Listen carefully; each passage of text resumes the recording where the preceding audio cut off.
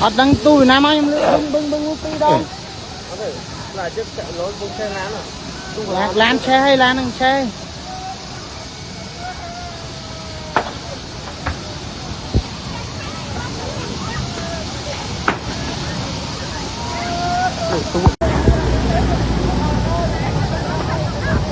đưa bà cô lại nó thôi cái nhấp tu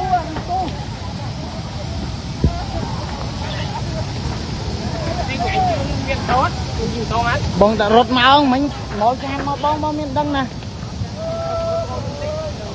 bạch tộc Việt Lan này bông gọt nó khang nô bông gọt chơi mơi ô mày ơi nè chạy tục thùng sang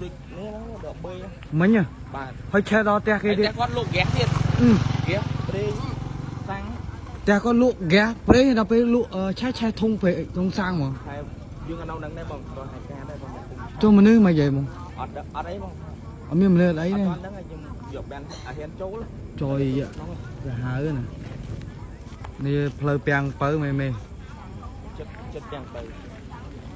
trời ạ phơi viên ạ